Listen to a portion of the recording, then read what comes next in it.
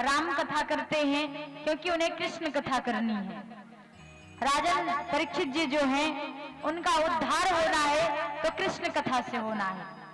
7 दिन की श्रीमद् भागवत कथा जो है उसी से उनकी मुक्ति होगी। तो इसलिए राजन परीक्षित को संक्षेप में ही राम कथा का श्रवण कराते हैं। सूर्यवंश का वर्णन करते हैं राजन परीक्षित से कि सूर्यवंश में एक राजा हुए विवस्वान और इनके पुत्र हुए श्राद्धे मनु, और इनके श्राद्धे मनु जो हैं इनके पुत्र हुए राजा सगर, जिनका विवाह होता है और इनको 60,000 पुत्र की प्राप्ति होती है। राजा सगर बहुत बड़ा अश्वमेध यज्ञ फाने थे, यज्ञ कर रहे थे। उनका संकल्प था कि 100 यज्ञ हो जाएगा तो जो इंद्र का राज्य है वो गद्दी हमको प्राप्त हो जाएगी, और 100 यज्ञ पूरा हो जाता महाराज तो सच में राजा सगर जो हैं वो उनकी गद्दी को प्राप्त कर लेते। अब यज्ञ कर रहे थे, उन्होंने 99 यज्ञ किया था। उसी समय इंद्र देवता को डर लगा कि ऐसा न हो जाए कि 100 यज्ञ पूरा हो जाए तो ये मेरी गद्दी ले ले। वो रात्रि में आए और उनका जो यज्ञ का घोड़ा था उसे चुरा कर लेकर इंद्र देवता भाग जाते हैं। उस घोड़े को चुरा कर लेकर भाग गए और ले जाकर कपिल मुनि के आश्रम पर बांध देते हैं और वहां से भाग गए। राजा सगर के जो 60,000 पुत्र हैं वो घोड़े का खोज करने के लिए निकलते हैं। भागते भागते वो गए, खोजते खोजते कपिल मुनि के आश्रम पर पहुंच गए। कपिल मुनि के आश्रम पर घोड़ा बंधा था महाराज। जैसे ही घोड़ा बंधा हुआ देखे 60,000 पुत्र, तो उन्हें लगा कि यही कपिल मुनि ही चोरी करके अपने आश्रम पर बांधे हुए हैं। जैसे ही उन्हें मारने की कोशिश किए, उनकी समाधि टूटती है कपिल मुनि की। उनके तेज स्वरूप से जैसे ही नेत्र खुला, उनके तेज से 60,000 पुत्र जलकर भस्म हो जाते हैं। 60,000 पुत्र जलकर भस्म हो गए महाराज। तो इसी वंश में एक राजा हुए असमंजस नाम के, जो कि जब ये खबर उनको मिला तो वो आते हैं कि मेरे भाइयों को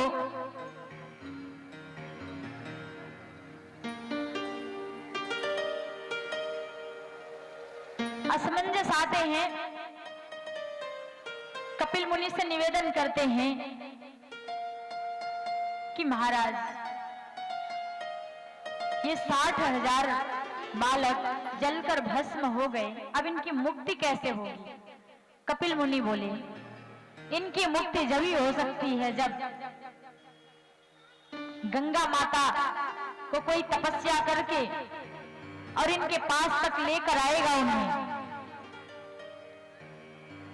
इनके पास तक लेकर आएगा और गंगा माता के जल से इनके शरीर का, इनके भस्म का स्पर्श होगा, तब इनकी मुक्ति होगी, वरना इनकी मुक्ति नहीं हो सकती। अब असमंजस ने बहुत तपस्या किया महाराज, लेकिन गंगा माता उनके तपस्या से प्रसन्न नहीं होती। असमंजस के पुत्र अंशुमान हुए, अंशुमान के तपस्या से भी प्रसन्नचित गंगा माता नहीं हुई। अब अंशुमान के पुत्र दिलीप हुए, दिलीप ने भी बहुत तपस्या किया, जप किया, लेकिन गंगा माता उनके भी भक्ति से प्रसन्नचित नहीं हुई। अब दिलीप के पुत्र हुए भगीरथ जी, उन्होंने बहुत दिनों तक तपस्या किया, गंगा माता का जप किया, उनके भक्ति से गंगा माता प्रसन्नचित होती है। अब गंगा माता प्रसन्नचित होती हैं, भगीरथ जी लेकर आते हैं गंगा माता को, और उन 60,000 पुत्रों का जो भस्म है गंगा माता को उनसे स्पर्श कराते हैं, तब जाकर उनकी मुक्ति होती है। महाराज श्री सुखदेव जी राजन परीक्षित से बोले,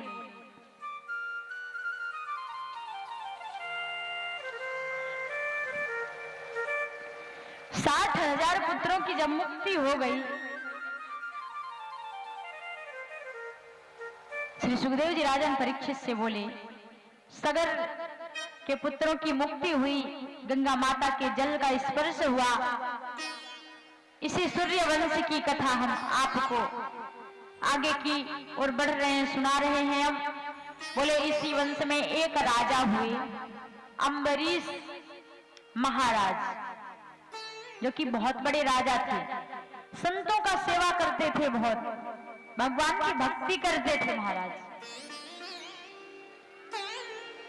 ये अम्बरीश महाराज जी जो है, ये एकादशी व्रत रखते थे। निर्जला एकादशी व्रत जो होता है उसको भी रखते थे, और महीने में जो 2 एकादशी व्रत आता है उसको भी रखते थे। देखिए, हम लोगों के गांव में इतने दिन से कथा हो रही, लेकिन एकादशी व्रत शायद बहुत कम लोग ही रखते हों, लेकिन एकादशी व्रत से बहुत बड़ा पुण्य मिलता है, फल प्राप्त होता है। महाराज, आप यदि 1000 ब्राह्मण को भोजन करा रहे हैं, 1000 गैया की सेवा कर रहे हैं,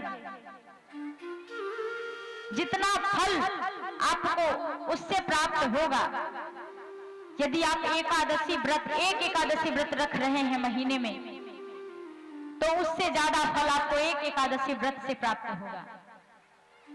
आप चारों धाम की यात्रा मत करो, वृंदावन मत जाओ, प्रयाग मत जाओ, काशी मत जाओ, लेकिन यदि आप एकादशी व्रत रख रहे हैं तो आपको बहुत बड़ा फल प्राप्त होगा। आज यही व्रत अम्बरीश महाराज रखते थे। एक दिन क्या हुआ, अम्बरीश महाराज जी की कथा आती है। एक बार अम्बरीश महाराज जी, जो चकला होता है ना, जिसमें आटा पीसते हैं, दाल निकालते हैं, अम्बरीश महाराज जी उसी में आटा पीस रहे थे। आटा पीस रहे थे महाराज। उनके घर में अनेक दास दासी थे, नौकर थे, प्रजा की सेवा भी वो करते थे, लेकिन भगवान का भोग प्रसाद जो बनता था, अम्बरीश महाराज जी अपने हाथों से उसे पीस कर बनाते थे, अपने हाथों से सेवा करते थे। भगवान का भोग प्रसाद दास दासी से नहीं करवाते थे। एक दिन चकला चला रहे थे, आटा निकाल रहे थे, गर्मी का मौसम था, बहुत ज्यादा गर्मी था, आटा पीस रहे हैं, हरे कृष्ण हरे कृष्ण कर रहे हैं। मन, कर्म, वचन तीनों भगवान में उन्होंने समर्पित कर दिया। हरे कृष्ण कर रहे हैं, पूरे शरीर में पसीना पसीना पसीना पसीना, इतनी गर्मी है तो भी मेहनत कर रहे हैं। श्री बांके बिहारी देखते हैं कि मेरा भक्त मेरा नाम ले रहा है, मेरा कीर्तन कर रहा है, और कर्म भी कर रहा है तो मेरे लिए कर रहा है, भोग प्रसाद के लिए कर रहा है, तो मेरा भी तो कुछ हक बनता है इसका सेवा करने के लिए। श्री ठाकुर जी गोलोक धाम से आते हैं, अम्बरीश महाराज जी के पीछे खड़े हो जाते हैं, चतुर्भुज रूप धारण करके पीछे खड़े हुए हैं और अपने पीला पटका से उनको हवा कर रहे हैं। अम्बरीश महाराज जी को जब ठंड लगा, हवा आई, तो सोच रहे हैं कि हमने आज तो किसी दास दासी से भी नहीं कहा कि मुझे आप सेवा करो, हवा करो। उनका नजर जैसे ही महाराज पीछे गया तो देखते हैं श्री बांके बिहारी अपने पटका से उन्हें हवा कर रहे हैं। देखिए, भगवान भोग के भूखे नहीं है, भगवान भाव के भूखे हैं। भाव से आप उनको एक पुष्प भी दे रहे हैं तो वो स्वीकार करेंगे। अम्बरीश महाराज जी रोने लगे, उनके नेत्रों में आंसू आ गया। प्रभु आप मेरे लिए इतनी बड़ी सेवा क्यों कर रहे हैं? आप पूरे संसार को बनाने वाले, पूरे सृष्टि को बनाने वाले, आज आप मुझे हवा कर रहे हैं, पंखा डुला रहे हैं। रहने दीजिए आप। श्री बांके बिहारी के नेत्रों में आंसू आ गया। अरे मेरा भक्त, तू इतना बड़ा राजा होके पूरी प्रजा का सेवा कर रहा है, सब लोग तेरे चरणों में गिर रहे हैं, लेकिन तूने एक राजा होके मेरे लिए चकला चला रहा है, आटा निकाल रहा है, तो क्या मेरा हक नहीं बनता कि हम क्या तुझे हवा भी नहीं कर सकते? भगवान भाव के भूखे हैं महाराज। एक बार की ये सच घटना है, देखिए वृंदावन की ही घटना है। एक मैया थी, 80 वर्ष की मैया थी। श्री बांके बिहारी के मंदिर में जब श्री ठाकुर जी का श्रृंगार होता था, उनका सेवा होता था, तो वो मैया का एक ही सेवा था, वो अपने घर से जो हार है, फूल का हार बनाकर लाती थी और वहां के जो गोसाई जी थे उनको देती थी और उन्हीं के माला को गोसाई जी श्री बांके बिहारी को मंदिर में पहनाते थे। वो मैया ये सेवा कम से कम 10 वर्ष से कर रही थी, लेकिन उनका आदत था, वो माला स्वयं पहनती थी, उसको बनाने के बाद स्वयं पहनती थी, उसके बाद शीशे में देखती थी दर्पण में कि कैसा लग रहा है। जब अच्छा लगता था तो वही माला लेके आती थी, गोसाई जी को देती थी। गोसाई जी को क्या पता कि ये मैया क्या करके ले आ रही है, माला जूठा है या साफ है, स्वच्छ है। ये माला पहनते हुए किसी भक्त ने, पड़ोसी ने देख लिया कि ये मैया स्वयं माला पहनती है, फिर श्री बांके बिहारी को ले जाके देती है। वो भगत जी आके गोसाई जी से शिकायत कर दिए कि खबरदार से अब ये डोकरी माला लेकर आए फूल का हार, तो श्री बांके बिहारी को मत पहनाना गोसाई जी, क्योंकि ये माला जूठा करके लाती है, स्वयं पहनती है, उसके बाद लाके देती है आपको पहनाने के लिए। आज ये सेवा 10 साल से महाराज मैया कर रही थी, 80 वर्ष की मैया। और जैसे ही गोसाई जी माला को पहनाते थे ना जी, माला लेकर मैया आती थी, देहरी पे बैठी रहती थी मंदिर के पास। गोसाई जी पर्दे के अंदर रहते थे, पूरा श्रृंगार हो जाता था। जब वो हार गले में डालने का नंबर आता था तो आवाज लगाते थे, मैया वो अपना हार जो लाई है ना ठाकुर जी के लिए, लाके मुझे दे दे। मैया ले जाके बड़ी खुशी से समर्पित करती थी, देती थी, मेरे बांके बिहारी पहनेंगे। ऐसे ऐसे करके मैया प्रतिदिन हार पहनाती थी। लेकिन जिस दिन शिकायत हो गया, मैया उस हार को लेकर आती है और बैठी रहती है देहरी पर, लेकिन गोसाई जी आवाज नहीं लगाते कि मैया हार को दे दे, ठाकुर जी को पहनना है। आज काफी समय हो गया इंतजार करते करते, लेकिन गोसाई जी आवाज नहीं लगाए। तब मैया ने ही आवाज लगाया, जय जय सुन रहे हो, जय जय महाराज जी सुन रहे हो। गोसाई जी बोले, खबरदार से आप यहाँ से चली जाओ, आप जूठा हार लेकर आती हो। मेरे बांके बिहारी ये जूठा हार नहीं पहनेंगे, उन्हें हार की कमी नहीं है, हम बहुत सारा मंगा देंगे। हमने सोचा कि तुम स्वच्छ माला लेकर आती हो, वही मैं रोज पहनाता हूँ, 10 साल से आज पहना रहा हूँ, जूठा माला पहनाता हूँ। डांट लगाते ही गोसाई जी मैया रोती हुई जाके श्री बांके बिहारी मंदिर के पास में बैठ जाती है। देखिए भक्त का ऐसा भाव होता है, आप अपने अंदर प्रेम भाव लेकर आएंगे तो ठाकुर जी आपको अपने दिल में बैठाने में देर नहीं करेंगे। आज मैया मंदिर के पास जाके रो रही है, क्या ठाकुर जी बांके बिहारी, आज मेरी सेवा को आपने छीन लिया। आज हम 10 वर्ष से आपकी सेवा कर रहे हैं। गोसाई जी हमें कभी नहीं बोले, हमें पता होता कि आज इस जूठे माला को जानकर गोसाई जी नहीं पहनाएंगे आपको, तो ऐसा काम हम नहीं करते। प्रभु हम तो इसलिए कर रहे थे कि एक बार हम देखते हैं पहनकर ये माला मेरे गले में अच्छा लगेगा, तो हम आपके गले में पहनाएंगे, नहीं तो नहीं पहनाएंगे। जब मैं देखती थी ये हार मेरे गले में अच्छा लग रहा है तो मेरे ठाकुर जी के गले में भी अच्छा लगेगा। मैया आज हिलकियों से भरकर रो रही है, मंदिर के पीछे आकर बैठी हुई है, वहां से हट नहीं रही है महाराज। लेकिन जैसे ही काफी समय बीत गया, गोसाई जी कम से कम 50 हार मंगा दिए महाराज कि आज हम अपने ठाकुर जी को अपने पैसे का हार पहनाएंगे। जैसे ही 50 हार आ गए महाराज, एक हार को गोसाई जी बाके बिहारी के गले में डालते हैं, वो हार गले से टूटकर गिर गया। जैसे ही पहनाकर गोसाई जी मंदिर से बाहर निकले, हार जैसे ही टूटकर गिरा तो आवाज आती है, गिरने की आवाज आती है। गोसाई जी पीछे मुड़कर देखे तो बाके बिहारी के गले से हार टूटकर गिर गया।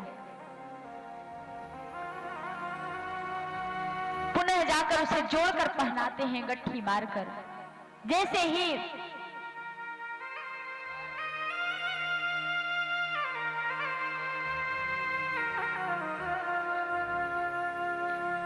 जाकर देखते हैं, हार को पुनः जोड़कर पहनाते हैं, फिर से लौट कर आते हैं, फिर से हार टूटकर गिर गया। गले में टिक नहीं रहा है, ठहर नहीं रहा है, बार बार आवाज आ रही है। गोसाई जी दौड़ दौड़ के जा रहे हैं, लहा रहे हैं, अरे ये कैसा हार है, बार बार उसे गट्ठी मार रहे हैं।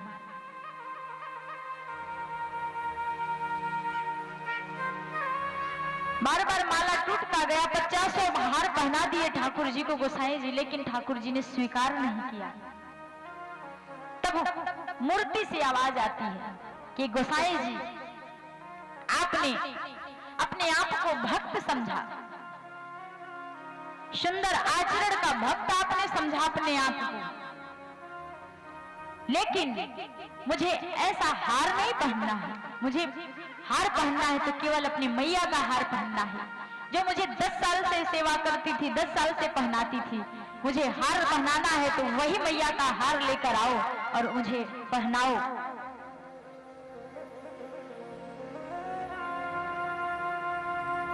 वो मैया 10 साल से सेवा कर रही है, आपसे कम भक्ति नहीं कर रही है। उसका भाव आपने नहीं समझा, उसका भाव आपने नहीं देखा। जैसे ही मूर्ति से आवाज ऐसा आया महाराज, गोसाई जी दौड़ कर गए, मैया के चरणों में गिर गए, मैया मुझे क्षमा चाहते हैं, मुझे क्षमा कर दे। मेरे प्रभु मेरे बाके बिहारी तेरा ही माला मांग रहे हैं, वही स्वीकार करेंगे। मैया खिलखिलाकर हंसने लगी, खुश हो गई, जाके श्री ठाकुर जी के चरणों में गिर जाती है। धन्य हो प्रभु, धन्य हो। हमने सोचा आपने मेरा सेवा छीन लिया। आज गोसाई जी मैया से बार बार क्षमा मांगते हैं, मैया हमसे बहुत बड़ी गलती हो गई, मुझे क्षमा कर दे, अब हम ऐसा गलती नहीं करेंगे।